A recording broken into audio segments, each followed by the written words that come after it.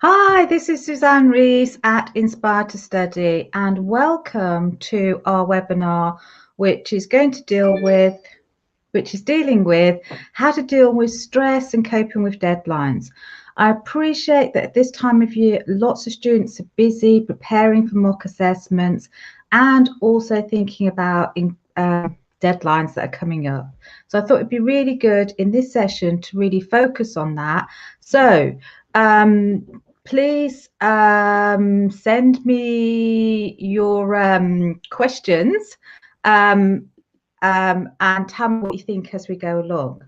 Now, the first thing to say is that I know a lot of students get overwhelmed by deadlines. You've got more than one assessment to do. You've got mocks coming up and things like that. I think the first thing you have to do when you're feeling stressed and anxious is just take a step back and just breathe, control yourself, give yourself a bit of space for a moment to think through things logically. When you become overwhelmed, you don't think logically, you don't make rational decisions, and sometimes you don't make the best decisions for your study. So take a deep breath, have a pause, grab a cup of tea or a coffee and just take 15 minutes just to calm down and stop that overwhelming feeling of I can't cope. When you've had a cup of tea and you've had a little bit of time to de-stress, I want you to seriously sit down and say to yourself, what are the deadlines that are coming up that are causing me the most concern? I want you to plot them out in front of you. And then I want you to do another thing. I want you to mark out all the things you've got to do. And so that you can see it. It's not to overwhelm you, but once you can see it, you can begin to think about whether it's manageable. You are a human being. You're not a computer. There will be times where you can't do everything. So it's important to work out, once you know what you've got to do, whether it's realistic for you to do that within the timetable. I think that's one of the really important things that you've got to accept. You're not a computer. Sometimes you can't do everything. And it may be that if you've got 5 things to prepare for, you've actually only got time to prepare for 3. And that means making a conscious effort that you're not going to do 2 of those things. And then focusing on preparing for the 3 things that you can prepare properly and doing those to the best of your ability. It may mean the 2 things that you can't do, you either think, okay, well, I will do those outside the time period after I've done the 3 things and maybe get some feedback but not get a grade, or I am going to speak to my tutor and see if I can get an extension. But you can't make any of these decisions until you actually pause and start to think rationally, till you know all the deadlines that you've got to meet and you've looked at those realistically and decided what are the things that you can actually do, and then focus on those 2 or 3 things that you cannot do. Then we're going to turn our attention to those in a minute. But having identified the things that you can do, if you've got an incoming deadline and time is tight, then you've got to be economical in the way that you attack your work. You've got to do the most efficient amount of revision that you can, focusing on the topic. It's better to know the basics than to get wrapped up in trying to learn the more complicated side of things. So again, like we had in one of our sessions, start off by understanding the context of the subject. Go back to those revision books where it summarizes it in a nice compact summary for you, and then go to the books that are a bit more detailed and go into the subject in a bit more of a fuller description. But focus on understanding the basic principles and applying the basic principles. Leave the more complicated analysis maybe for a later date if you don't have time. You can get through a lot of assessments by understanding the basic principles and how that they apply to the essay problem that you've got at hand, rather than spending your time actually working on some very complicated stuff that you don't understand, trying to apply it and then getting it wrong. So stick to the basics, make sure that you understand the basics well, and try to do the best that you can in those subjects that you're focusing on. Which then lets us turn to why you can't focus on everything. You have to really be honest with yourself and ask yourself, is there, what is the reason? Have I just been badly organized? Have I just not been motivated to work hard? Or has there been some real problem that you have experienced, and that's the reason why you've not been able to study? We've all been under tremendous pressure this year, but some people have had really exceptional levels of family and personal problems that have really undermined their ability to study. I know a lot of students will say, well, I've tried to push on, I don't want to draw it to the attention of my tutors. But really, when you can't hit your deadlines and you've got a valid reason for it, it's definitely the time to bring it to the attention of your tutors. So this is a conversation with your personal tutor, discussing openly and frankly what has been problematic, explaining the impacts it's had on your ability to study, and explaining what the current problem is, and try to get an extension for doing the 2 or 3 subjects that you can't get round to doing. So you'll feel much better if you can get a short extension to do the tasks that you can't do later, and you can then focus on the tasks that you think you're able to complete. And that will take some of the stress away from you. If you're in the unfortunate position where you can't do any of the tasks because of some personal or family issues that have arisen, it is so important to speak to the tutor and to let them know what's happened.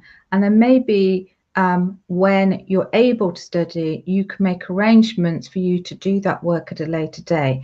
You're not going to get a mock grade, but you will be able to get feedback. You will have an opportunity to practice before the assessment and get feedback from your tutor, and that is what's really important. So just understand that just because you don't do it when everyone else is doing it doesn't mean that you're not going to have the opportunity to learn from that experience and to practice that exercise and to get some feedback. But you need to speak to your personal tutor. You need to understand the rules that your university has for mitigating circumstances and how to apply if you find yourself in that position. Now, let's assume that you're able to do some study, you've got an extension for others. Fundamentally, how do you then study? Do you just pour all your time, all your energy into this revision 24/7, don't sleep, work all the way through so that you get to prepare for these exams? No, that is the road to ruin. You really have to make sure that what you're doing is pacing yourself, because at the end of these exam periods, you're going to have lessons, you're going to have workshops, you're going to have lectures. So you can't burn yourself out doing a number of assessments and then have nothing left for the rest of the course. I always say to my students, your courses, they're like marathons. You have to pace yourself to get to the end of the course. A marathon runner, when they get to the first table to grab their drink or their sponge to cool down, they take it and then they move on to the next section. And they're sort of pacing themselves all along the race so that they can get to the end. If they sprinted from the moment they left the start line, they wouldn't get to the finish line. So you can't just sprint. You can't just spend 24/7 working on one set of exams and then not be able to function for the rest of the course or for the next 2 or 3 weeks of the course because you're so burnt out. So make sure that even when you're revising, you're pacing yourself for your own well-being so that you get to the end of the course. And that brings us on to the subject of well-being. At the end of the day, it's really important that you look after yourself. Self-care is important. You spend time making sure that you have the right sleep, the right food, that you pamper yourself at least once a week and just do something relaxing and enjoyable. Just switch off from everything so that when you do go back to your study, you can be more refreshed. Self-care is important. The support of family and friends is really important. And if you have any personal issues that really you and your family and friends can't deal with. You know, there's university support services, there's GP services, and there's specialist organisations specially designed to help students and people with specific problems. Find your organisation, give them a call, get some help.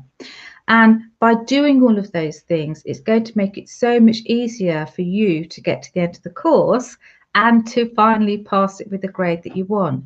You know that when you're a student, there are periods of ups and downs, you know, intense pressure just before mocks, just before exams.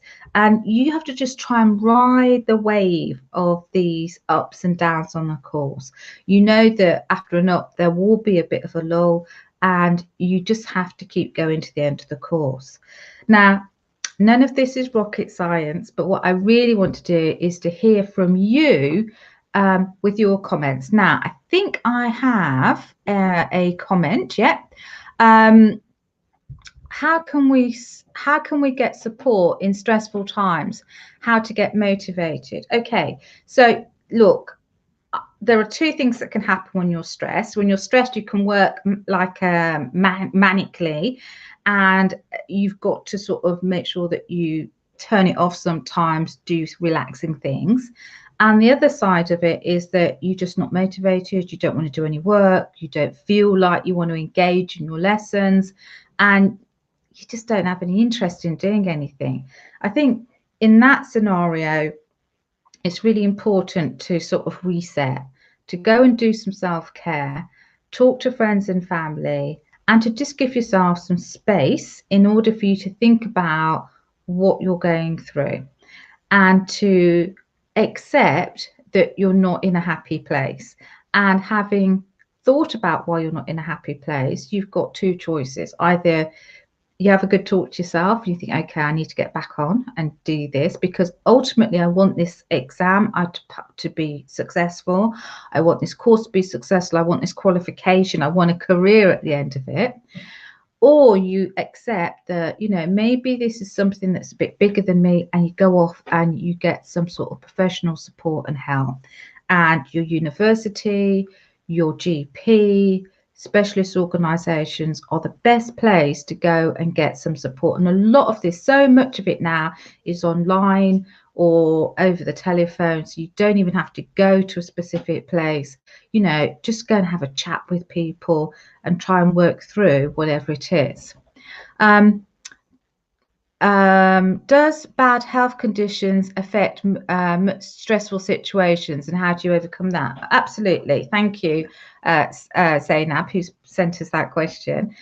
If you're not sleeping well, then it's very hard to study. If you're not eating well and you have a really bad diet, then that's not going to make you feel fantastic. You know, you're going to feel sluggish. If you overdose on, you know, lots of sugary food, lots of junk food, it doesn't really make you feel like you want to sit down and write a brilliant essay.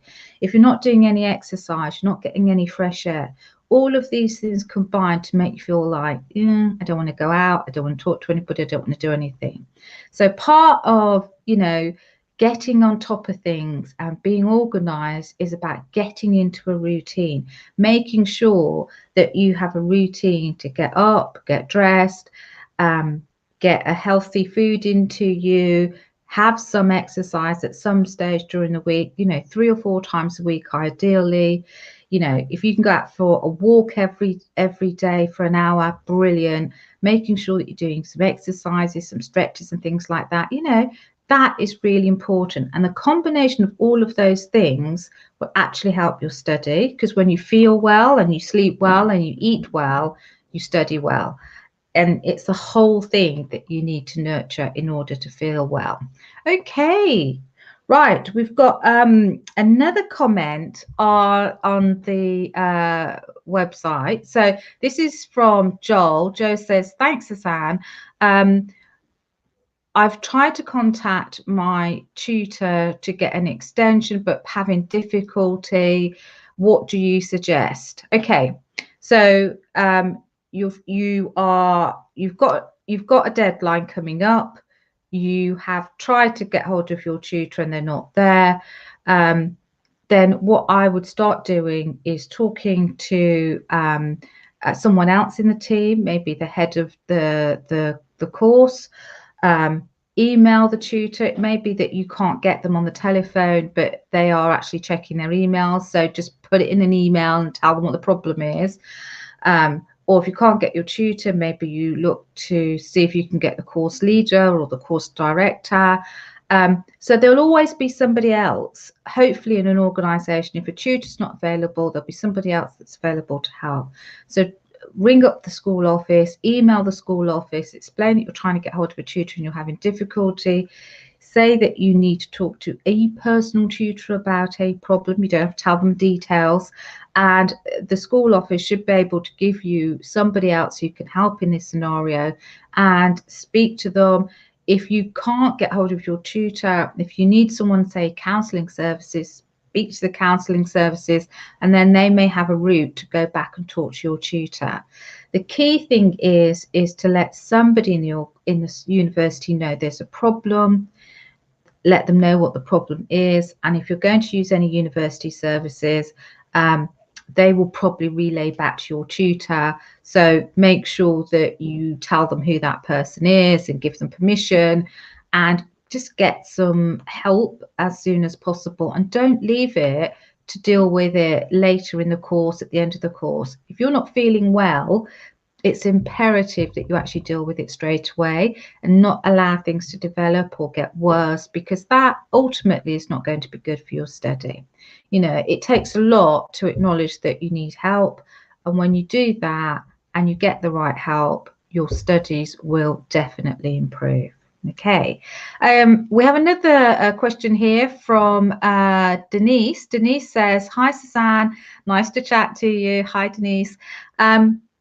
Denise says, I always get very stressed when I'm preparing for mocks, even though I've given myself plenty of time and I'm well prepared. I'm just anxious. Okay, so there is a problem sometimes. We all, when we're going to do something that we know is really important, and obviously exams are important to our course and our careers, we do get anxious. And a little bit of anxiety is probably always going to happen. It's like being an actress or an actor. As you go on, as you're about to go on, you always feel nervous. And students, you're always going to feel nervous just before an assessment, even if you've done all your preparation. That's okay. You know, just go through the process of reassuring yourself that you've prepared, you know it, you'll be fine. Get into the task, and once you start to get into the task, I'm sure that a lot of the nerves will disappear. So it's just reassure yourself, you know, if you've done all of your study beforehand, you will be good on the day.